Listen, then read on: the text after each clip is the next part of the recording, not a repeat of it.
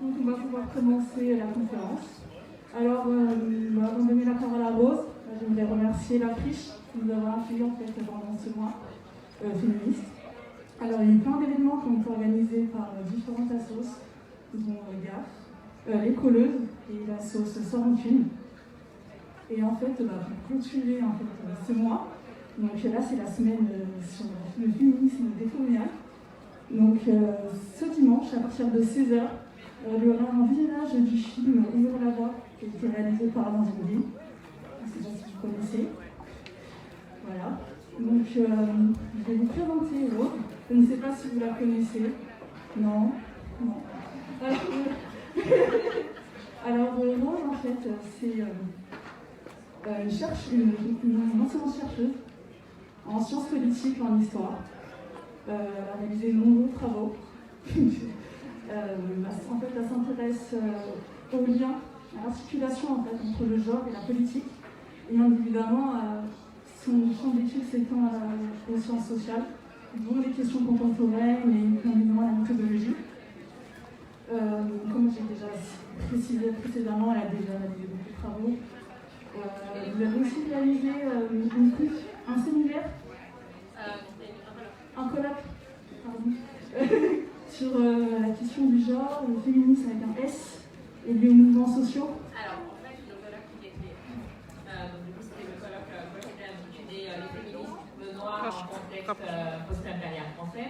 Et donc, c'est le premier colloque qui s'organise sur ces questions-là en France. Il s'agissait d'explorer les différentes géographies des féminismes noirs et donc de décentrer cette question-là des expériences africaines, américaines et donc de pouvoir les croiser avec les expériences caribéennes, africaines, américaines et en fait décentrer mais tout en restant en dialogue, en communication et notamment le fait, il y avait aussi cette question de quand on est anciennement colonisé de la France ou de la Grande-Bretagne, c'est pas pareil, etc. Enfin, en tout cas, il y a des différences. Les dynamiques coloniales sont quand même des dynamiques coloniales. Et donc, du coup, voilà, le colloque a permis de mettre ça à jour et surtout de montrer aussi que, alors quand on parle souvent de ce champ-là, on a l'impression qu'il n'existe pas. Mais en fait, il y a des travaux épars et que, ma réflexion actuellement, c'est justement de dire que c'est un champ en constitution.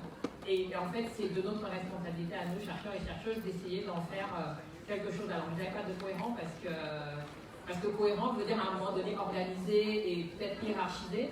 Mais moi, je plaide pour une épistémologie, une production des savoirs rhizomatiques, ce qu'on appelle rhizomatique et pluriverselle, c'est-à-dire qui respecte les particularités des expériences des femmes noires, les particularités de leur lutte, qu'elles puissent lutter à partir de leur contexte propre, à partir de leur réalité propre, à partir des besoins qu'elles estiment. Alors c'est vrai pour les femmes noires d'ailleurs, mais c'est vrai pour toutes les autres femmes, et notamment par exemple les femmes musulmanes, qu'elles soient voilées ou pas, etc.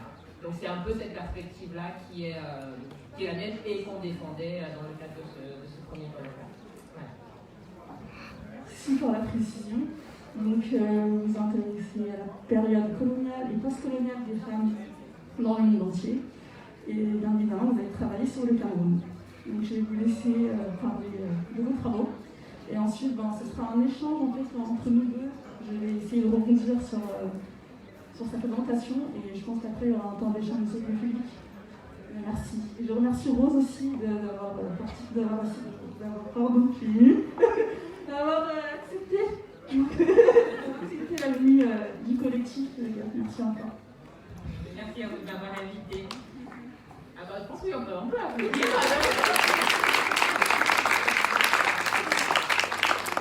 Alors oui, du coup, on va essayer de faire une sorte de dialogue parce que j'ai prévu quelque chose, mais j'ai très peur de vous assommer. Et j'avais prévu des archives, mais il n'y a pas compris qu'il fallait que je l'apporte.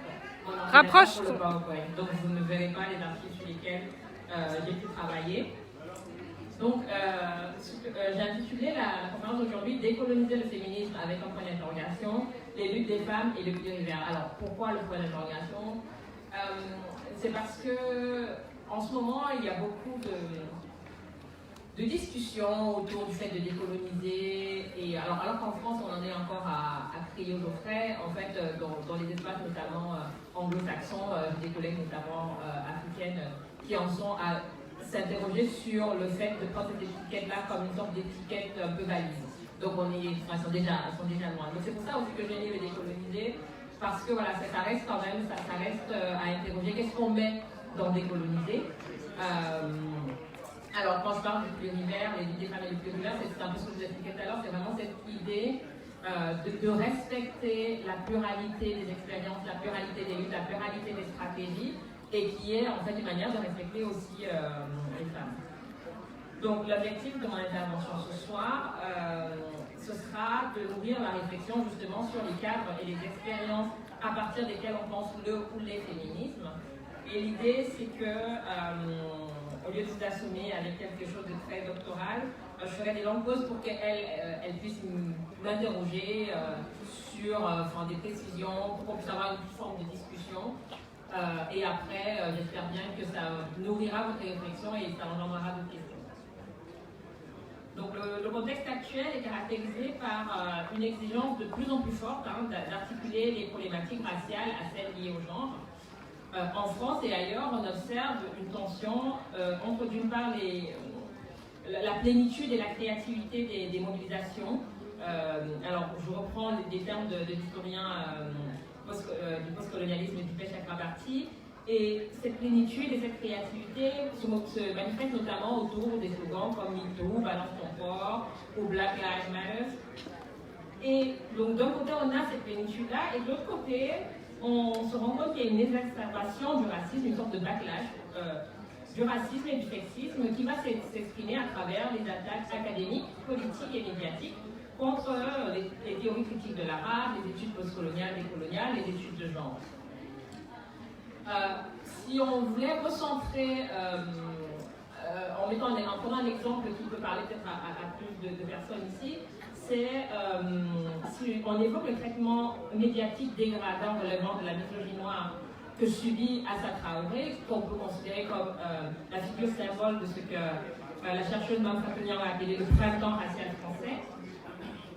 On voit que ce traitement montre bien que les luttes et les expériences des personnes noires en général, personnes noires, africaines et afrodescendantes, et des femmes en particulier, continuent d'être méprisées par le groupe social dominant. Donc il faut... Alors la dernière représentation en date, je crois que c'est dans l'IB, c'est Coco, je crois la dessinatrice, qui l'a représentée à Martin Luther King. Et il faut savoir que représenter les femmes noires comme des hommes, en fait, ça fait vraiment partir d'une histoire coloniale raciste. Donc Coco n'invente rien, elle perpétue la tradition et l'histoire. Et donc ce soir, ce que j'aimerais essayer de faire, c'est de dépasser cette tension-là entre ces mobilisations plurielles pour l'émancipation et les discours hégémoniques disqualifiants par ailleurs, à partir d'une position particulière qui est la mienne, celle de sujet non blanc, vivant en Occident, dans une position de subalternité relative. On va revenir sur ce que j'entends, ce que moi je mets dans cette idée de subalternité relative. Mais donc ce sujet non blanc qui développe un travail centré sur des perspectives plurielles, des luttes émancipatrices des femmes noires, africaines notamment, et dans une démarche qui isole ce que la sociologue nigérienne Amina Mama a appelé le féminisme impérial, qu'on appelle aussi en France le féminisme universaliste, analyse qui tend à produire un discours hégémonique et essentialiste sur les expériences des femmes et qui assigne celles qui sont non blanches, donc les femmes qui sont non blanches, à la subalternité de la Réunion, à l'Hexagone, en coupant complètement les liens avec leur famille et en les mettant souvent dans des situations où la maltraitance était plus systémique que épisodique. Alors, pour la question du genre, on peut évoquer notamment le rapport d'un certain nombre de féministes blanches, notamment à la question du voile et au féminisme musulman, qui va avoir tendance à dénier l'autonomie de ces femmes, à s'organiser et à décider pour elles ce qui est mieux en termes de lutte, de défense de leurs droits. Et derrière ça, ce qu'on voit, c'est cette incapacité à penser les femmes, alors non blanches, mais c'est aussi vrai pour les femmes de classe populaire, comme capables d'être des sujets de leur propre émancipation, donc comme des sujets à toujours émanciper. Et cette perspective-là va avoir tendance à dénier donc une possibilité d'organisation autonome de ces catégories minorisées. Et pour ce qui est de la colonialité du pouvoir, du savoir, pardon, c'est cette tendance à faire en sorte que les discours dominants sur les sociétés non blanches sont produits par des universitaires blancs et blanches. Et c'est des discours qui sont censés être les plus légitimes. Et donc ça, évidemment, ces savoirs-là sont produits avec tous les biais liés à la colonialité, parce qu'en fait, ce n'est pas parce que certains pays ont eu accès à une indépendance formelle que tous les processus de colonialité du pouvoir ont été abolis. Et donc on continue de vivre dans des sociétés alors post-colonisées, mais le post, on peut tout à fait le mettre entre parenthèses. Post-impérial, on peut aussi mettre entre parenthèses, parce que les dynamiques de l'impérialisme, de la colonisation perdurent. Et en fait, pour en sortir, il faut mener un vrai travail de décolonisation, d'où d'ailleurs ce point d'interrogation, parce que est-ce que c'est possible? Et donc ce soir, mon objectif, c'est donc de ramener les marques du centre, en mettant en lumière ce que j'appelle les politiques féministes africaines et afroféministes, dont j'ai parlé déjà un peu tout à l'heure, qui constituent en fait un cadre épistémologique en construction assez éparse, mais justement riche de la diversité des géographies qui le composent. Ces politiques recouvrent globalement les stratégies de lutte, de résistance et d'existence même des femmes noires, africaines et afrodescendantes, dans les sociétés coloniales, postcoloniales, hétéropatriarcales, racistes et classistes. À ce titre, donc, ma démarche de ce soir s'inscrit dans le prolongement donc, de ce premier colloque sur les féminismes noirs en contexte post-impérial français dont j'ai parlé tout à l'heure, qui a contribué à rendre visible la pluralité des récits sur les luttes émancipatrices des femmes noires, en les pensant à partir vraiment des contextes historiques et sociopolitiques particuliers dans lesquels ces luttes-là émergent et se déroulent. Mais ma démarche, pour être parfaitement, on va dire, transparente et pour vraiment complètement me situer, rend aussi compte de ma double positionnalité sur les plans personnels et académiques, puisque j'ai un ancrage géographique double, à cheval entre l'Europe et l'Afrique, entre le Cameroun et la France. Et c'est cette position particulière à cheval entre deux mondes qui m'amène à interroger le sujet politique des féminismes noirs et l'imaginaire politique qu'ils véhiculent, puisque je vois bien aussi la différence, par exemple, je m'intéresse à l'afroféminisme, je vois bien la différence qu'il y a entre le fait d'être en diaspora et le fait de lutter localement sur le territoire africain. Et donc c'est donc en tant que chercheuse africaine, résidente en France, comme une migrante, qui travaille simultanément sur les mobilisations des femmes noires africaines et afrodescendantes en contexte camerounais et français que je parle aujourd'hui. Et c'est par cette position-là, à cause de cette position-là, que mon travail a à cœur de ne pas masquer l'extrême diversité des conditions spécifiques dans lesquelles les femmes noires vont forger les outils de leur émancipation sociale et politique. Dans cette perspective, parler de politique féministe africaine et afroféministe revient donc d'une part à remettre en question les analyses féministes impérialistes, blanches, universalistes, qui ont tendance à produire un discours hégémonique biaisé des expériences des femmes, mais d'autre part, cette position vise aussi à questionner la tendance à faire de l'expérience des africaines américaines le sujet central du ou des féminismes noirs. Donc l'idée, c'est de vraiment se défaire des logiques hiérarchiques et de pouvoir dans la production et dans la diffusion des savoirs à différentes échelles, puisque même à l'intérieur, comme je vous dis, à l'intérieur de cette épistémologie du féminisme noir, on peut avoir tendance à rejouer les mêmes dynamiques de pouvoir qu'on retrouve dans l'épistémologie féministe en général, en érigeant par exemple les africaines américaines en sujet central du savoir. L'objectif est donc de contribuer à élaborer une épistémologie féministe noire, polycentrique, rhizomatique, pluriverselle, qui éclaire la cartographie féministe noire, riche des expériences plurielles, en intégrant pleinement les réalités souvent invisibilisées des femmes noires et notamment des femmes africaines. Donc ce soir, je vais vous inviter à procéder à un double décentrement, un décentrement sur les plans géographiques et temporels, puisque je vais évoquer deux exemples de mobilisation anticoloniale ici, des Camerounaises, au cours des années 50, qui mettent en œuvre des dynamiques de genre en lien avec les dimensions systémiques des logiques coloniales, racistes, sexistes et classiques. Et ces exemples des Camerounaises mobilisées qui souhaitent remettre en cause la colonialité du genre et du pouvoir peuvent, me semble-t-il, enrichir la réflexion sur les problématiques contemporaines, telles que celle de la délimitation du sujet du féminisme, des stratégies de lutte féministe, les contours de l'intersectionnalité ou encore le contenu de l'écoféminisme. En fait, si j'ai bien compris, dans la recherche, c'est assez compliqué de produire un savoir qui est assez neutre, parce que, comme vous l'avez dit, le savoir est produit par une élite qui a défini en gros ce qui était légitime. Donc si on apporte un savoir qui conteste, on est moins visible. Donc comment vous avez pu faire pour mettre en lumière vos travaux? Alors, donc oui, sur ceux qui sont contents de savoir. Alors, moi je me bats avec mes étudiants, à chaque fois, il n'y a pas de savoir neuf. Ça n'existe pas. Il n'y a pas de savoir objectif, ça n'existe pas. Tous les savoirs sont situés et donc tous les savoirs sont biaisés. La question, c'est à un moment donné d'essayer d'identifier les biais qu'on risque de produire et de limiter leur effet au maximum. C'est-à-dire que, par exemple, moi, en tant que Camerounaise, ayant quand même grandi les 15 premières années de ma vie au Cameroun, la manière dont j'analyse et je perçois la société camerounaise ne sera jamais de la même manière qu'une femme blanche qui, même si elle va y vivre 6 mois pour faire son terrain, il y a des dynamiques qu'elles ne comprendront pas. Moi, il y a des choses, quand je lisais par exemple les archives ou les travaux sur, je vais en parler plus tard, mais l'Anlou qui est une mobilisation féminine de l'Ouest Cameroun. Donc c'est des femmes qui usent des techniques de corps, des danses, des cris, des chants et qui montrent leur vagin en signe de contestation.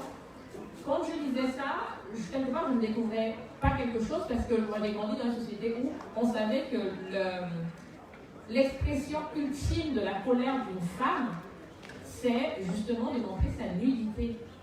Donc pour moi ça fait sens et je me rappellerai toujours d'une fois où je crois que j'étais en master et il y avait des femelles et puis quelqu'un m'a dit alors qu'est-ce que tu en penses? Et moi je dis en doute, ben j'en pense rien.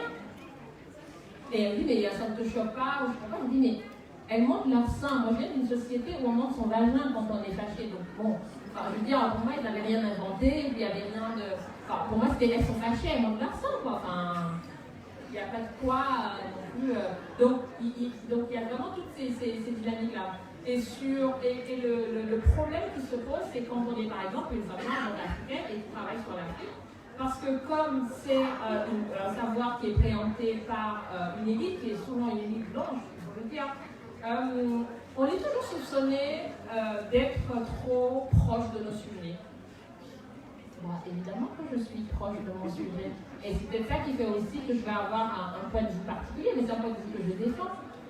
Et pour avoir une discussion avec une collègue blanche, il faut déjà qu'elle puisse se situer aussi comme moi. Je suis descendante de colonisés, dans le sens où le seul parent qui n'est pas né en système colonial, c'est ma mère, c'est en 60. Et moi, je l'ai connue jusqu'à mes arrière-grand-mères. Donc, il faut que la personne que j'ai en face puisse aussi, par exemple, se situer historiquement, parce que nos petites histoires font partie de la grande histoire. Moi, je dis souvent aux étudiants que moi, je me situe toujours parce que quelque part, je n'ai pas aussi. Déjà, je crois qu'il faut se situer. J'y crois fermement. Et surtout, je leur dis, moi, je suis minoritaire et je suis minorisée. Donc, je n'ai pas le luxe de ne pas me situer. Le luxe de ne pas se situer, de faire comme si on est neutre, l'objectif appartient au groupe dominant, qui nous fait croire que ce qu'ils sont capables de décentrement et de produire, alors, ça va avoir un objectif sur tout le monde. Que sur tout le monde, sur les pauvres, sur les racisés, sur les femmes, voilà, ils sont vraiment sur l'incarnation de l'objectivité, et nous les autres, on ne serait que l'incarnation, je ne sais pas, d'émotions, de la non-civilisation, je ne sais pas, de quelque chose de cet ordre-là. Et ça, c'est quelque chose avec lequel moi je me bats aussi avec mes étudiants, parce que pour moi, je leur dis, moi ce que je veux former, c'est des citoyens et des citoyennes. Et pour ça, il faut déjà se sortir de l'idée, justement, qu'il y a une objectivité, parce que accepter l'objectivité, ça veut dire accepter la domination. pour pouvoir discuter de manière équilibrée avec les autres, il faut pouvoir savoir que l'autre est situé, on est situé, et en fait, la discussion honnête, on va dire, et intéressante a lieu quand on peut tous les deux clairement se situer et voir nos points de convergence et les points de tension. Et c'est pour ça que, par exemple, le plurivers, moi j'aime ça parce que l'universel, c'est une volonté d'homogénéiser. Mais homogénéiser vers quoi? L'universel est blanc et masculin. Puisque déjà en 1789 en France, l'histoire de l'universel, de cet universalisme-là des Lumières, je crois que c'est le politologue Issa Moussaïe qui parle de duplicité des Lumières. C'est quoi la duplicité des Lumières? C'est d'un côté produire un savoir et s'instituer en chantre des droits de l'homme, et c'est très important parce que moi je peux faire des droits de l'homme, mais là, la France c'est des droits de l'homme, hein, tout en produisant dans le même temps un savoir qui va catégoriser, racialiser, hiérarchiser des populations. Et il faut savoir que la racialisation et la hiérarchisation des populations non blanches découle déjà de la manière dont a été construit le genre à ce moment-là par les bourgeois qui gagnent la révolution, c'est-à-dire il y a eu une tendance à minoriser les femmes. Et donc la racialisation découle aussi de cette minorisation-là. Donc c'est pour ça que genre et race sont intrinsèquement et intimement liés. Et ça, c'est des choses que souvent on ne se rend pas compte. C'est quelque chose que, par exemple, avec les étudiants, en premier semestre, c'est toujours des textes que je leur donne à lire et on des trucs comme ça pour voir comment c'est vraiment très lié en fait. Il n'y a pas d'un côté la race, il n'y a pas d'un côté le genre, ça a vraiment été construit ensemble pour dominer et pour subvaloriser certaines catégories. Donc c'est pour ça que l'universel, pour moi, ça ne peut pas fonctionner parce que si on dit qu'on veut homogénéiser, on homogénise vers qui? On n'homogénise pas vers les femmes de l'hôtel Ibis. Non, voilà. Donc on va homogénéiser vers l'homme blanc du CAC 40, en fait. Mais qui serait son idéal qu'on ne peut pas atteindre. Bon, par exemple, typiquement, moi je ne peux pas être un homme blanc. J'ai pas non plus envie de l'être. Donc voilà, c'est un peu ça qu'il faut arriver. Enfin, c'est un peu là, c'est à ce niveau-là aussi que se situe la vie.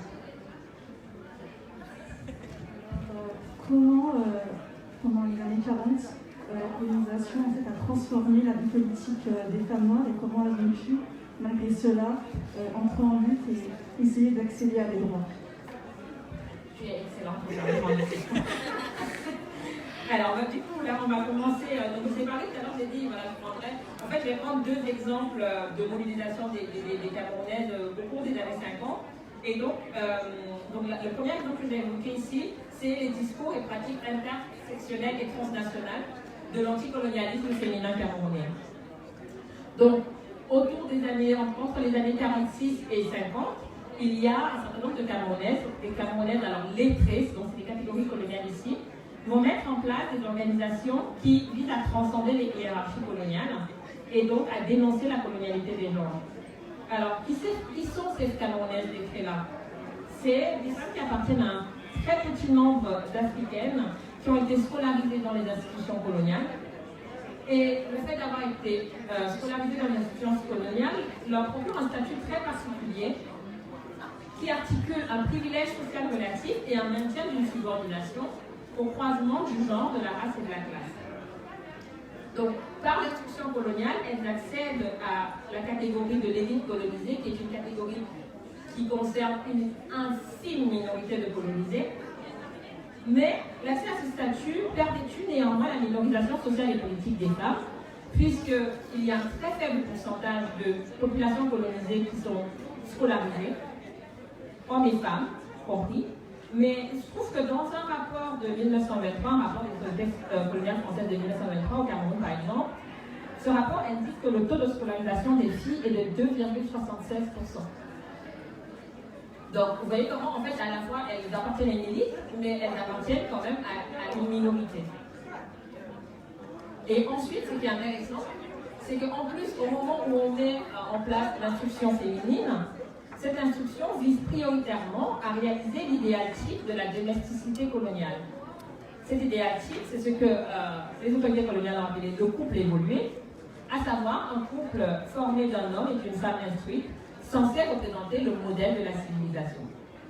Et ce couple-là, en fait, c'est un archétype, c'est un avatar, en fait, du couple bourgeois. C'est-à-dire que c'est un modèle qui est conçu au nom de cette dichotomie privé-public qui, par exemple, dans de nombreuses sociétés africaines, n'existait absolument pas. Puisque les femmes, elles travaillaient, elles sortaient. Donc on essaye de reproduire ici, dans ces sociétés colonisées, le couple, l'archétype du couple bourgeois. Et dans les archives, j'ai retrouvé notamment les traces de 2 organisations camerounaises. Alors moi, je ne dis pas que ces organisations sont féministes, c'est un choix parce que je considère qu'il faut respecter les personnes sur lesquelles on travaille et qu'elles ne revendiquaient pas ces étiquettes-là. Ça n'empêche pas de dire que leur pratique était féministe, mais voilà, je ne leur colle pas une étiquette qu'elles-mêmes ne revendiquaient pas. Donc ces 2 organisations, il s'agit de l'Union des femmes camerounaises et de l'Union démocratique des femmes camerounaises. Les pratiques et les discours qu'on découvre dans les archives renseignent sur comment, en contexte colonial, des organisations militantes féminines africaines ont appliqué une grille d'analyse intersectionnelle à leur lutte, et ceci, et c'est ça qui est intéressant, bien avant que le concept d'intersectionnalité a été théorisé. Et ça permet de voir aussi que, souvent sur les questions des minorités, s'il y a des concepts, mais en fait il y a les pratiques qui précèdent les concepts. C'est-à-dire qu'avant que Crenshaw théorise l'intersectionnalité, elle théorise à partir de pratiques propres, et elle le théorise au moment où, par exemple, Angela Davis avait déjà écrit son ouvrage Sexe, race et classe. Donc il y a eu tout un travail avant que Crenshaw ne vienne poser cette théorie qui aujourd'hui, pareil, fonctionne alors, notamment en France comme une sorte d'étiquette qu'il faut absolument mettre, alors qu'on peut tout à fait analyser des luttes intersectionnelles sans mettre le mot. Ça ne rend pas l'analyse moins légitime, moins pointue. Alors ici, moi j'ai fait le choix d'utiliser le mot pour que vous compreniez, parce que je sais que voilà, quand on dit intersectionnel, les gens voient tout de suite à quoi ça va, ou plus ou moins, et en tout cas ça permet de retenir l'attention.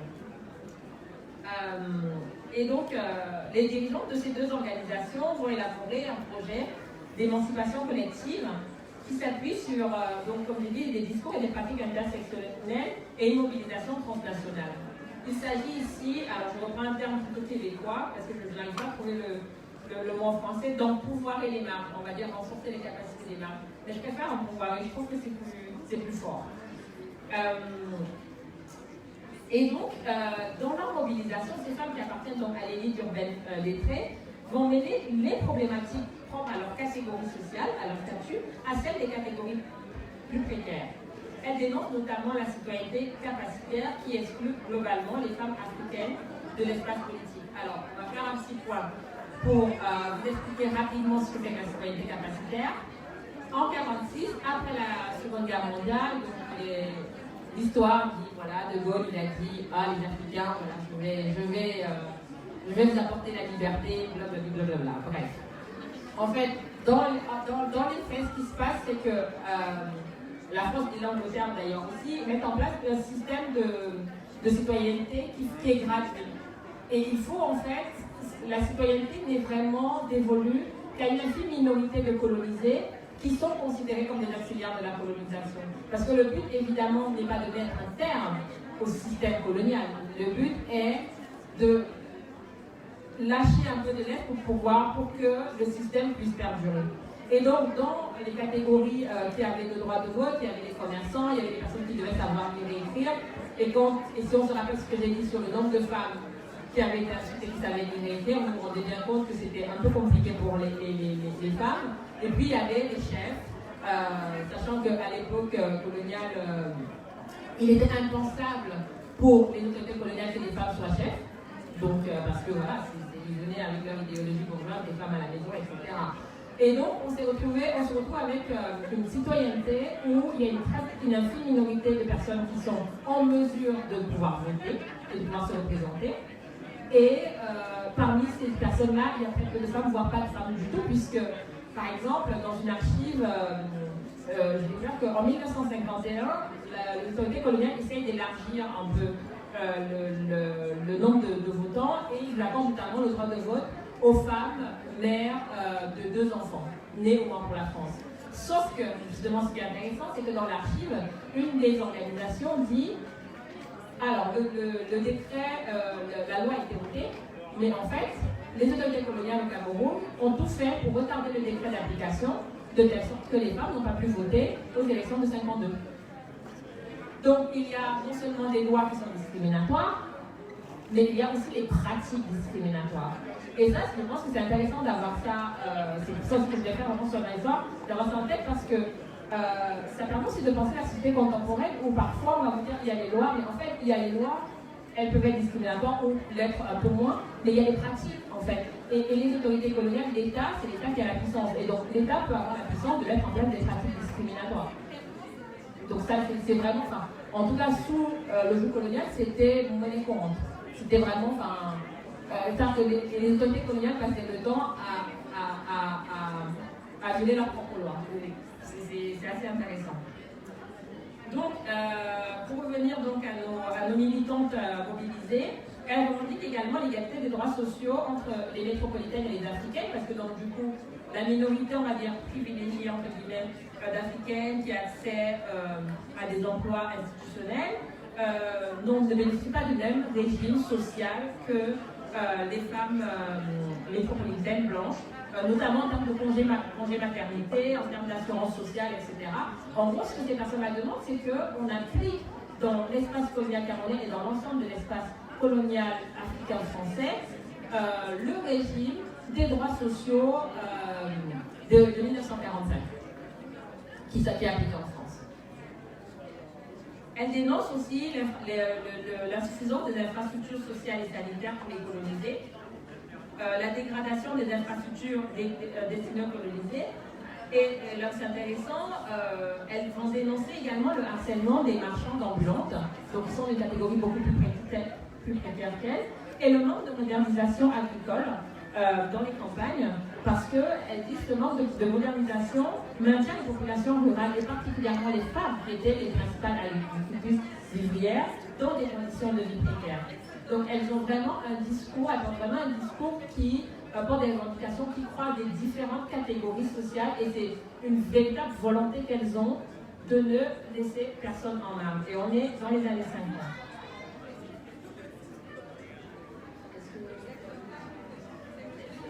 Et donc, alors ce qui est intéressant aussi, c'est de voir que, donc je vous ai parlé de 2 organisations, l'Union des femmes camerounaises et l'Union démocratique des femmes camerounaises. C'est donc 2 organisations qui émettent des revendications convergentes en faveur de l'amélioration des conditions de vie socio-économiques et politiques des populations. Seulement, ce qui est intéressant, c'est que les 2 organisations adoptent des stratégies politiques distinctes. Donc l'Union des femmes camerounaises, dirigée par Diana, va afficher ce qu'on a pu appeler un apolitisme de Sazar. En fait, elle va développer une interprétation ambivalente de la rhétorique de la mission civilisatrice. C'est-à-dire qu'elle va se servir de cette rhétorique-là pour obtenir de l'administration des fonds en vue de l'amélioration des conditions des femmes. Et elles vont notamment exiger des autorités coloniales qu'elles réalisent donc l'idéal modernisateur qu'elles prétendent promouvoir. Donc ça c'est pour l'UFC, mais l'UDFEC va adopter une autre stratégie qui sera une stratégie beaucoup plus frontale, puisque elle se présente comme une organisation féminine nationaliste. Elle porte donc un projet politique qui repose sur une éthique du décloisonnement, transcendant les frontières coloniales, tant à l'échelle nationale qu'internationale.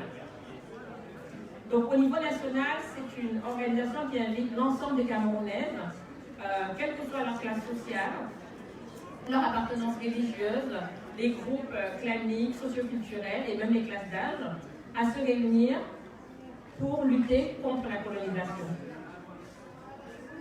Et cette organisation, et c'est là où c'est intéressant aussi, met l'accent sur l'interdépendance et la collaboration étroite qui doit lier les militantes et les militants nationalistes afin de consolider l'existence du contre-espace public nationaliste. Donc on est ici dans une lutte qui articule la question des femmes, mais qui est aussi en solidarité avec les militants nationalistes. Et ça peut par exemple, si on voulait le remettre dans la société contemporaine, ça peut expliquer pourquoi, si on reprend peut-être le cas d'Assa Traoré, elle va lutter pour la réhabilitation de son frère et pour que les gendarmes qui ont posé la mort de son frère soient arrêtés. Parce que souvent on va dire les femmes noires, mais en fait on est de fait solidaires des hommes de nos communautés parce que en fait, le racisme on le subit ensemble. En fait. Donc à un moment donné, on ne peut pas lutter. En les écartant. Donc on est toujours en tension, on articule nos dynamiques propres avec les dynamiques plus globales qui vont toucher l'ensemble de nos communautés. Par contre, ça ne peut pas être vrai pour les femmes blanches parce qu'il y a l'histoire coloniale et l'histoire coloniale fait du groupe, de la catégorie sociale blanche est dominante. Donc pour une femme blanche, être solidaire d'un homme blanc, c'est chargé historiquement et politiquement. Donc ça c'est hyper important aussi à comprendre. Et ces femmes, et ça aussi c'est une dimension intéressante de leur lutte, elles sont partisanes d'une approche panafricaine et internationaliste, et elles vont donc articuler les questions locales, donc camerounaises, aux enjeux globaux. Et elles vont s'affilier à un mouvement qui existait à l'époque, qui s'appelait le Rassemblement démocratique africain, qui était une grande plateforme politique en Afrique de l'Ouest, qui rassemblait les principales organisations nationalistes. Et les militants de l'IDF vont faire circuler leurs idées en publiant régulièrement dans des textes dans les organes d'information édités par le RDA. Et ce qui va permettre de mener des activités protestataires qui résonnent dans l'espace politique africain. Elles vont aussi notamment beaucoup exprimer leur solidarité avec d'autres africaines en lutte, notamment les femmes du PDCI RDA, donc les Ivoiriennes. À chaque fois qu'il y a eu des mobilisations des femmes ivoiriennes, elles ont vraiment exprimé leur soutien. On retrouve ça dans les archives. Donc il y a vraiment une vraie dynamique panafricaine, mais il y a aussi une dynamique transnationale, puisque l'UNEFEC a noué des liens très solides avec des organisations féminines liées au bloc de l'Est, telles que l'Union des femmes françaises, qui a été liée au Parti communiste français, et la Fédération démocratique internationale des femmes. Et ces organisations-là vont les inviter souvent aux conférences internationales pour faire résonner leur lutte à l'échelle internationale. Un autre point intéressant, et ça revient à ce que je disais tout à l'heure, sur cette position en tension quand on est une femme racisée et une femme noire en général, c'est que les militants de l'IDF vont dénoncer l'ordre patriarcal colonial, mais elles critiquent également le sexisme de leurs camarades masculins nationalistes qui, souvent en dépit de l'imaginaire politique émancipateur que ce mouvement véhicule, ces camarades vont essayer d'inférioriser l'organisation qui s'est déclarée pourtant autonome. Et donc ça amène à réfléchir aussi sur cette tendance à l'hégémonique à vouloir nier la capacité justement, je disais tout à l'heure, des femmes racisées à s'auto-organiser et à pouvoir définir elles-mêmes comment elles luttent, quand elles luttent et à quel moment elles décident d'entrer, on va dire, en conflit avec les hommes de leur communauté. Elles en sont tout à fait capables. Elles n'ont pas besoin, en fait, d'être tenues par la main. C'est quelque chose qu'elles ont toujours fait historiquement et qu'elles continuent de faire et qu'elles continueront de faire. Comment vous avez pu trouver des sources d'information? Alors, j'ai fait des archives pour mon travail, j'ai fait des archives au Cameroun. J'ai fait 3 sites d'archives au Cameroun, à Yaoundé dans la capitale, à Boya dans la capitale du Cameroun anglophone, parce que ici, ce que je n'ai pas dit, c'est que le Cameroun est comme le Canada, c'est-à-dire que c'est un pays bilingue français-anglais, sauf que les francophones sont majoritaires et les anglophones sont minoritaires, puisque le Cameroun a été sous mandat puis sous tutelle franco-britannique. Donc la Grande-Bretagne, en fait, était avec 20% du territoire à peu près, et la France colonisait 80%. Alors, si on était juriste et qu'on est pointilleux, en fait, le Cameroun n'a jamais été une colonisation, puisque c'était une tutelle, donc c'était un territoire international, comme le Togo d'ailleurs. Mais dans les faits, le pays était traité comme une colonie, puisque les textes qui s'appliquaient au Cameroun étaient les textes qui s'appliquaient du côté français, c'était les textes qui s'appliquaient à l'ensemble de l'espace impérial français d'Afrique de l'Ouest. Et du côté britannique, c'était les textes appliqués dans la partie britannique étaient les textes qu'on avait pris pour les Nigeria, par exemple. Donc c'était de fait des territoires, des colonies, alors que juridiquement c'était des territoires internationaux. Alors ce qui est intéressant avec quand même ce statut juridique, c'est que le Cameroun faisait partie, avec le Togo, des rares pays qui avaient le droit du coup d'envoyer où les populations avaient le droit d'envoyer des pétitions aux Nations Unies pour dénoncer pour dénoncer la situation coloniale. Et ça, les militants nationalistes notamment l'ont beaucoup fait, et même ils ont même formé des populations ordinaires à le faire, et il y a eu beaucoup de pétitions de femmes aux Nations Unies, des femmes lettrées comme des femmes pas lettrées, moins lettrées, qui se faisaient sans doute écrire leur pétition par d'autres personnes.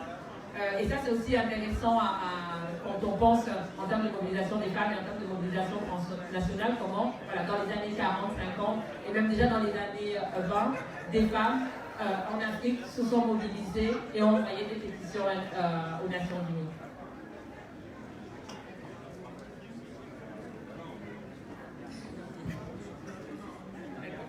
Donc on va aborder la deuxième partie. Donc là, je vais vous faire un petit portrait donc, de comment les femmes lettrées se mobilisent dans les années 50, mais elles ne sont pas les seules à lutter contre l'ordre colonial et l'ordre patriarcal, puisque les femmes rurales s'y attellent. Alors j'ai tenu aussi ici à évoquer les femmes rurales pour vraiment continuer à essayer de décloisonner cette pensée des mobilisations des femmes, des catégories de femmes qui se mobilisent. Et ces femmes rurales vont affirmer une alternative politique fondée sur des grammaires locales d'expression citoyenne. Elles contestent le projet de modernité coloniale qui a tendance à nier leur statut de coproductrice de l'ordre social et qui va avoir tendance à les déposséder de leurs droits et prérogatives en menaçant en plus l'équilibre écologique local. Et dans l'équilibre écologique local ici, il ne s'agit pas juste de l'environnement, puisque ici l'écosystème est pensé de manière très holistique. Donc on va aborder la deuxième partie donc, sur les dimensions écoféministes d'un anticolonialisme rural. Donc, ce qu'il faut bien avoir en tête, c'est que dans les sociétés rurales africaines, il y a une longue tradition de mobilisation et de résistance anticoloniale des femmes, et que ces méthodes de mobilisation pourraient être qualifiées d'écoféministes, puisqu'il s'agit de luttes menées pour défendre une vision du monde fondée sur une épistémologie relationnelle qui se rapproche du sentier des pensées avec l'affaire d'Arturo Escobar. Et au cœur de cette épistémologie réside un équilibre écologique où les femmes participent à la gestion des ressources naturelles et ce faisant à la régulation de l'ordre social, puisque l'ordre social est régi autour de cette gestion des ressources-là, autour de la gestion du foncier notamment. Donc au Cameroun, alors du coup, je n'ai même pas de carte, mais en gros, ce dont je vais vous parler, c'est à l'ouest du Cameroun, dans un espace rural qu'on appelle les Grassfields, où des femmes se sont mobilisées. Et pour comprendre les dimensions politiques de cet activisme rural, je vais essayer de vous replacer les conflits observés dans les dynamiques qui relèvent des équilibres de l'écosystème local en matière de régulation de l'environnement, du foncier et des pratiques agricoles. Donc ici, ces femmes défendent une perspective communautaire en lien avec une écologie politique particulière qui remet en cause en fait l'écologie politique coloniale, extractiviste, capitaliste, raciste et sexiste, écologie politique qu'elles considèrent comme mortifère pour leur communauté. Donc ces femmes qui sont à Bamenda et à Bassissam, donc deux régions situées dans l'Ouest Cameroun, vivent dans des sociétés où la terre est sacrée et les mécanismes relatifs à sa gestion et à son exploitation sont codifiés de façon méticuleuse, selon une éthique relationnelle qui est l'éthique relationnelle de la parentalité.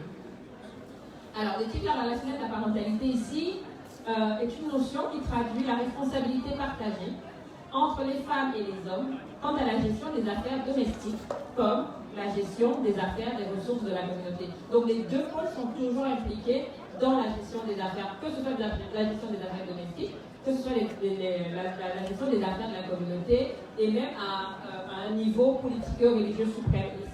En fait, c'est des sociétés d'hierarchie. Elles fonctionnaient toujours sur le pôle masculin et féminin, il ne pouvait pas manquer un des pôles.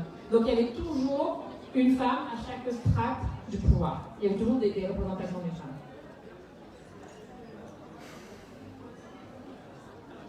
Et donc, cette écologie politique particulière-là s'appuie sur un régime symbolique, spirituel et pratique, fondé sur l'interdépendance et la cohésion.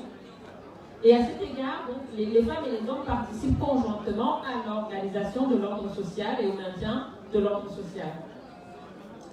Et en ce qui concerne notamment la question du foncier qui a été le point culminant de la crise, c'est un enjeu social et politique fondamental. Et cette question est répartie de la manière suivante. Il revient aux hommes de gérer le patrimoine foncier. Je dis bien de gérer, ça ne veut pas dire que le patrimoine leur appartient, parce que justement, les autorités coloniales ont eu tendance à marquer dans les documents coloniaux que la terre appartenait aux hommes. Et en fait, ce n'est pas vrai. C'était le même système qu'on peut retrouver d'ailleurs en Amérique latine. D'ailleurs, la terre appartenait à la communauté. Mais c'était les hommes qui avaient la gestion du patrimoine foncier, mais leur pouvoir en la matière n'était pas absolu, puisque les femmes considérées comme les garantes de la survie de la communauté, du fait qu'elles étaient des principales productrices ouvrières, elles prennent part à l'administration de la terre. Ça veut dire qu'elles disposent à leur guise des parcelles cultivables qui ont été mises à leur disposition, ce qui empêche toute vente, toute réattribution ou réaffectation de ces terres sans les consulter. Et pareil, en matière de pratiques agricoles, c'était les femmes qui déterminaient les pratiques qu'elles souhaitaient appliquer pour cultiver. Et c'est cette logique, et c'est cette organisation, cet écosystème-là que les logiques coloniales viennent rompre, en introduisant notamment l'agriculture de rente. Parce que quand elles introduisent l'agriculture de rente, en fait, elles l'introduisent avec une logique androcentrée, c'est-à-dire c'est les grandes plantations, c'est aux hommes. Elles introduisent cette agriculture avec une fonction extractiviste et un accaparement des terres cultivables. Sachant que l'économie de rente, en fait, n'est pas une économie destinée pour les populations locales, puisque l'agriculture de rente est destinée à être exportée. Et donc la logique coloniale va imposer une gestion qui va relever d'un ordre androcentré capitaliste, ce qui va exacerber les tensions autour de la gestion du foncier et du rural. Les femmes se sentent dépossédées de leur pouvoir. Elles passent d'une situation où elles coproduisaient l'ordre social à un statut de subalterne, puisque leur avis n'est jamais requis pour élaborer les mesures coloniales. Alors, pour vous donner un exemple de mesures coloniales qui ont vraiment cristallisé à la fin des années 50 la colère des femmes, c'est notamment au cours des années 50, dans la région de Bamenda, les autorités coloniales, soutenues par une partie de l'élite masculine locale, évidemment, introduisent unilatéralement une série de mesures. Elles vont créer en 1951 une réserve forestière qui va, et là du coup on peut revenir à toutes les réserves, notamment WWF, et notamment par exemple au Cameroun où il y a des réserves qui empêchent les populations locales, alors du Pygmée, d'accéder aux terres et aux gibiers, alors que c'était leur principale source de survie. Et qu'on leur dénie même la capacité à gérer cet écosystème, ce qu'elles faisaient depuis des millénaires quand même. Je veux dire, elles n'ont pas eu besoin qu'on vienne leur apprendre comment gérer l'écosystème, et ils s'en portaient pas plus mal. Donc, en 1951, donc les autorités créent donc cette réserve. Donc les femmes ont un accès restreint aux terres agricoles, mais également au gibier, qui constitue le principal moyen d'avoir des protéines animales. Et alors en 1955, elles prennent la loi qui va déclencher vraiment l'explosion de colère des femmes, c'est que les autorités coloniales prennent une loi qui interdit la culture étagée. Culture étagée qui est une pratique agricole ancestrale, comportant une forte charge symbolique, et ils vont remplacer cette culture par une nouvelle technique agricole, celle de la culture horizontale. Il se trouve que dans la culture étagée, notamment, ce que les femmes projetaient dans cette culture étagée, c'était de voir l'enfant grandir. Donc horizontal, pour elles, ça ne veut rien dire. Tout simplement. Donc les femmes de la région vivent donc toutes ces nouvelles mesures comme une atteinte importante et violente à leurs droits. Et elles les vivent aussi comme une violation de la souveraineté sociale et politique de leur communauté et une menace pour la survie de ces communautés-là. C'est ainsi qu'un conflit politique opposant ces femmes rurales-là aux autorités coloniales et aux relais locaux masculins des autorités coloniales éclate à la veille des indépendances en 1959. Les femmes se mobilisent pour exprimer leur colère et leur désaccord avec la coalition masculine à l'œuvre. Alors, première étape, elles vont adresser des récriminations formelles aux autorités, des lettres, pour voilà, expliquer ce qui ne va pas, etc. Mais l'as de l'inaction des autorités, puisqu'évidemment les autorités ont beaucoup de mépris pour les femmes, hein, qui sont les subalternes des subalternes ici, entre 1957 et 1958, ces femmes déclenchent ce qu'on appelle l'enlou, qui est un terme de la communauté So qui désigne des manifestations codifiées et organisées de l'expression politique de la colère des femmes. Et là, ça me permet de faire aussi une sorte de petit aparté sur cette question de la colère des femmes. Pareil, enfin, moi quand je suis arrivée en France, j'étais assez fascinée par le fait que, par cette idée que les femmes ne pouvaient pas se mettre en colère. Moi, j'ai vécu dans une société où, en fait, les femmes se mettent en colère, c'est normal. Enfin, je veux dire, si quelqu'un fait quelque chose qui n'est pas cool ici, en plus, je suis fatiguée, il y a de fortes chances que je me mette en colère. C'est-à-dire que je ne vais pas juste tendre la joue. Enfin, voilà, ça ne se fait pas. Donc là, la colère, c'est normal. Alors, dans cette espace, c'était codifié. Et quand je dis colère, c'est-à-dire qu'elles ont même été violentes. Donc, on est vraiment loin de cet imaginaire très bourgeois des femmes douces, fragiles. Moi, je viens d'une région où ça n'existe pas. Alors, le discours existe, hein, mais dans la pratique, souvent, quand on me demande d'où me vient mon féminisme, je dis ma mère ne se revendique pas féministe, mes tantes non plus, mais ça me vient de ma mère, mes tantes. Enfin, je n'ai pas vu ma mère ou mes tantes féministes. Quand, par exemple, pour donner, je donne souvent cet exemple parce que c'est assez, ça m'a toujours fait rire. Parce que pour moi, j'ai trouvé ça normal parce que j'ai grandi comme ça, mais quand j'avais rencontré ma mère, j'étais choquée. C'était ma tante qui était mariée à quelqu'un qui visiblement la dérangeait. Donc elle appelait ma mère en disant mais ça va pas avec votre beau-frère et tout. Ma mère a monté une expédition punitive avec mes tantes et puis il s'est calmé. Je veux dire, à un moment donné, voilà. Je me suis, quand il voyait ma mère dans la rue, il savait qu'il devait changer de trottoir. Et il savait que, ma mère, elle lui a dit, bah, si on entend encore, on reviendra. Donc c'est pas, voilà, on essaie de négocier, mais si la négociation n'est pas possible, il faut faire comprendre aux autres quand ça ne va pas. Donc voilà, si je m'en colère tout à l'heure, vous comprendrez donc que c'est normal pour moi d'être en colère quand on m'énerve. Mais on va essayer de faire en sorte que ça se passe bien. Donc, les femmes de l'Olo, on va revenir les femmes de l'Olo. Elles s'organisent en fait en véritable état-major et mettent en scène leur présence dans l'espace public de manière ostensible, visuelle et sonore. Elles dénoncent donc ce pouvoir colonial et patriarcal qui est aussi un pouvoir autoritaire à travers des chants, des cris, des danses ou encore l'exposition de leur vagin, et elles transforment donc leur corps en puissant instrument de résistance. Elles organisent aussi, et ça c'est intéressant, le boycott des activités sociales et politiques et n'hésitent pas à faire usage de la violence en jetant des projectiles sur leurs adversaires. Bon, alors, pour la petite histoire, elles jettent des projectiles pourquoi? Parce que, en fait, quand il y a l'enlou, il est entendu, vu que c'est une expression codifiée, il est entendu que l'ordre social est là réglé uniquement par les femmes et les femmes de l'enlou. Donc c'est elles qui décident s'il y a des activités sociales ou s'il y en a pas. Donc, quand un homme téméraire du haut de sa masculinité dominante décide, parce que c'était le cas pour la fois où elles ont caillassé le monsieur, avait décidé qu'elle avait dit qu'il n'y avait pas école, il y avait plus, je sais pas quoi, et le monsieur, il a décidé d'abandonner l'activité. Bon, elles ont essayé de lui faire comprendre de manière beaucoup plus, on va dire, violente, mais il a compris. Vous voyez? Efficace. C'était efficace, oui. Je pense qu'il recevoir des cailloux, je pense que même si on n'arrivait pas à comprendre, on comprend quand même. Et ce qui est intéressant, c'est ces mobilisations. Et en tout cas, moi j'ai trouvé vraiment intéressant parce que c'est une partie de l'histoire du Cameroun qui n'est pas, dont la narration n'est pas celle-là. C'est que ces mobilisations ont lieu dans un contexte particulier où deux partis régionaux, donc deux partis sous domination britannique, s'opposent quant à l'avenir de cette région-là à la veille des indépendances. C'est-à-dire qu'il y a un parti qui souhaite que cette région rejoigne le Nigeria à la veille de l'indépendance et l'autre parti souhaite que cette partie du territoire rejoigne la partie sous domination française. Et en travers leur insurrection, donc les femmes de l'Ornou vont participer au débat sur l'avenir du Cameroun et sur la forme que le Cameroun a actuellement. Elles vont se servir en fait du fait que les femmes de la région, à l'instar des voisines du Nigeria, accèdent au droit de vote en 1958, soit quelques mois avant les élections générales qui vont trancher donc cette question, en janvier 59.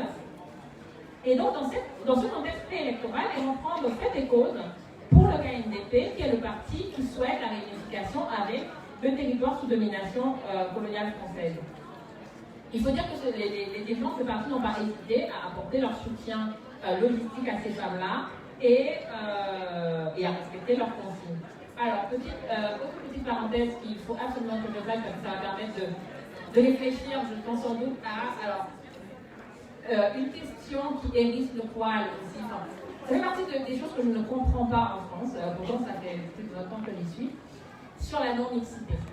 Alors, l'enlou, ce qu'il faut savoir, c'est que l'enlou se faisait en non-mixité, il n'y avait que les femmes, et elles avaient, même ces femmes-là, avaient interdiction de dire ce qu'elles avaient décidé à leur mari, frère, père, voilà. Donc, les autres étaient surpris des formes qu'allaient prendre l'enlou. Donc, la non-mixité, je ne sais même pas pourquoi il y a des débats. Pour l'historienne que je suis, à chaque fois que je vois des débats à la télé, je ne comprends pas. Donc, voilà. Donc, la non-mixité existe depuis. Alors, souvent, on le ramène à la Black Panther et tout ça, et moi, ça me fait rire. Je dis, bon, oui, ça montre vraiment que l'histoire africaine est marginalisée parce que il ne s'agissait pas des Black Panthers ici. L'enlou, je parle de ce qui s'est passé en 50, mais l'enlou existait bien avant les années 50. Donc, s'organiser en non-mixité de femmes, les Black Panthers n'ont pas inventé. Les collectifs féministes ne l'inventent pas non plus. C'est un puissant instrument de lutte d'émancipation parce qu'à un moment donné, si vous estimez qu'en face, vous avez des catégories qui sont vos adversaires, elles n'ont pas à participer à vos réunions stratégiques. Parce que sinon, il fallait inviter les Allemands dans les réunions stratégiques de la France pendant la Seconde Guerre mondiale. Quoi. À un moment donné, voilà. Je ne sais pas. Parfois, je me pose des questions sur certains débats. Bref. Donc, revenons donc à nos femmes. Donc, elles vont se mobiliser et, en fait, pendant leur mobilisation, elles vont ponctuer leur manifestation de mots d'ordre en faveur de la réunification et donner des consignes de vote en faveur donc, du KNDP, qui est le parti favorable à cette réunification-là. Et le KNDP se trouve là, gagner les élections et va participer aux négociations pour la réunification des deux parties du territoire. Et donc souvent, moi je dis que voilà, les femmes de l'enlou, on doit la forme actuelle du Cameroun à ces femmes-là, parce qu'à cette époque, l'enlou était tellement craint qu'en fait, elles pouvaient donner des consignes de vote, et en plus, elles venaient d'avoir accès au vote qui était respecté. Alors ça, c'est pour les femmes de l'enlou, mais dans la région de Bafoussam, qui est une région voisine, mais toujours à l'ouest, les femmes se mobilisent également à partir des mêmes ressorts, et toujours sur cette question du foncier, et de la manière dont l'accaparement du foncier, les cultures de rente ont déstructuré l'organisation sociale. Et en 1959, elles ont participé à l'insurrection nationaliste qui sévit dans la région. Donc ce qu'il faut savoir, c'est que on parle souvent de la guerre d'indépendance d'Algérie. Et bien en fait, au Cameroun, il y a eu aussi une guerre d'indépendance de 1956 à 1971. Il se trouve qu'entre 1956 et 1958, les grands foyers de cette guerre étaient plutôt dans ce qu'on appelait le Sud Cameroun. Et en fait, quand on a tué un des leaders nationalistes en 1958, le foyer s'était placé vers l'Ouest Cameroun. Et c'est donc dans ce contexte-là, des années 59, que ces femmes-là se mobilisent. Ce qui est intéressant, c'est que dans les archives, on n'arrive pas à savoir si toutes sont... On ne peut pas supposer qu'elles soient toutes, en fait, vraiment des militants nationalistes. Donc, il y a sans doute des militants nationalistes, mais ce n'est pas que les militants nationalistes. C'est aussi des femmes ordinaires qui se mobilisent vraiment contre l'ordre colonial qu'elles estiment destructurateur de leur communauté. Et ces femmes vont, pareil que les femmes de la Venda, occuper l'espace public régional à travers des sit-ins, des mises en scène de mascarades. Elles se regroupent pour mener à bien les activités protestataires en mettant en œuvre des modes de sociabilité, souvent utilisés à l'occasion des travaux champêtres. Donc elles vont se mobiliser en groupe, elles vont détruire des infrastructures routières qu'elles réaffectent à la pratique agricole. Donc j'avais des archives, malheureusement pas montrées, où on explique les autorités coloniales viennent, parce que comme il y avait la guerre d'indépendance, donc il y avait des... comment on appelle ça il y avait des militaires régulièrement dans la zone justement pour pacifier la zone, et donc il se trouvait qu'il y avait des moments où ils arrivaient quelque part, il y avait une piste, donc ils devaient pouvoir circuler, et ils arrivaient à trouver un champ. Et donc ça permettait de protéger aussi les insurgés nationalistes. elles ont aussi usé de violences physiques à l'égard des personnes identifiées comme leurs adversaires, et notamment, quand elles identifiaient notamment parmi les autorités locales des personnes qui sont leurs adversaires, elles menaient des expéditions punitives. Voilà, oui, les expéditions punitives, ça fait partie de nos méthodes. Et ce qui était intéressant pour moi, en tout cas dans les archives, c'est que dans plusieurs archives, on parle de 3000 femmes. Donc, et c'est assez intéressant parce qu'on se dit, quand on écoute des archives comme ça, on parle de 3000 femmes, et que c'est une histoire qui n'est pas connue, qui n'est pas su, qui est tue, on se dit, en fait, 3000 femmes, ça se voit, c'est visible. Et d'ailleurs, les archives montrent souvent que les autorités coloniales et les militaires étaient un peu désarçonnés parce qu'ils ne savaient pas quoi faire. Donc, plusieurs fois, ils ont eu à tirer en l'air. Mais parfois, ils étaient menaçants, ils avaient des cailloux, alors ils préparaient des décoctions avec de l'eau pimentée qu'elles aspergeaient. Non, c'était lumineuses. On a beaucoup à apprendre. Et donc, ces femmes vont vraiment mettre en œuvre, en fait, un anticolonialisme assez virulent, en fait, éloigné des représentations qu'on peut avoir. Et ça, c'est intéressant parce que on voit que dans l'espace rural, il n'y a pas, par exemple, les mêmes stratégies que les femmes lettrées. Les femmes lettrées sont beaucoup passées par l'écriture, sur les côtes, les pétitions, etc. Et les femmes lettrées, il y avait qui faisaient des pétitions, mais en fait, à un moment donné, elles y allaient, quoi. Elles y allaient franchement pour défendre leurs droits. Et encore une fois, ce qu'il faut vraiment comprendre, c'est que pour ces femmes-là, elles pensent leur lutte en termes de lutte de la survie. Pour elles, la colonisation est mortifère. Donc elles ne sont pas en train de négocier. Ce qu'elles veulent, c'est que ça s'arrête en fait. Elles veulent revenir à l'organisation sociale qu'elles avaient, où il y avait des conflits, mais voilà, qui se géraient d'une certaine manière. Donc en somme, sur cette question, donc ce qu'on peut dire, c'est que voilà, en contexte colonial, à la veille de l'indépendance, donc le Cameroun est une société en mutation dans laquelle des femmes se mobilisent pour s'affirmer sujets et actrices de la vie politique et sociale de leur territoire. Elles déploient des discours et des pratiques qui fissurent la colonialité du genre et la colonialité du pouvoir. Et bien que ces mobilisations semblent éloignées dans le temps, je pense qu'on peut voir en quoi elles entrent en résonance avec les mobilisations des femmes issues de la diaspora africaine en France notamment, puisque en contexte colonial comme postcolonial, pour ces femmes, il s'agit de dénoncer ce dont je parlais tout à l'heure, la duplicité des lumières, qui va consister à produire, depuis plusieurs siècles, puisque ce discours est toujours mobilisé, une rhétorique donc hégémonique, avec la France détenteur de l'universel, chantre de l'humanisme, des droits de l'homme, je précise de l'homme, d'une part, et puis d'autre part, à continuer à produire des discours et à mettre en œuvre des pratiques racistes qui vont exclure une partie de l'humanité, celle qui est issue des cultures non blanches, de l'universel, et qui va justifier que cette partie de l'humanité-là soit dominée et même exterminée, si on prend le cas,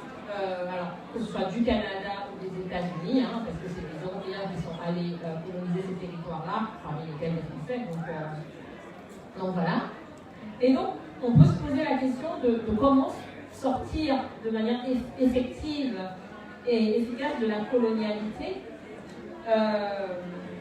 Et pour moi, l'une des pistes, c'est la réhabilitation et la pleine reconnaissance de nos expériences plurielles et la nécessité de mener des luttes qui visent à démanteler tous les régimes de domination inscrits dans la matrice coloniale qui continue d'être au cœur de l'ordre social et politique dominant aujourd'hui.